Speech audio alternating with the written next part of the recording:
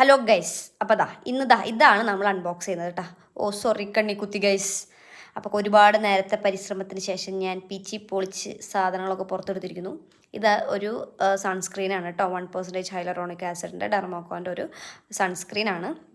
പിന്നെ അതിൽ വരുന്നത് പോൺസിൻ്റെ 2 മോയ്സ്ചറൈസറാണ്. ഞാൻ അമ്മയ്ക്ക് മേടിച്ച 2 പോൺസിൻ്റെ മോയ്സ്ചറൈസർ.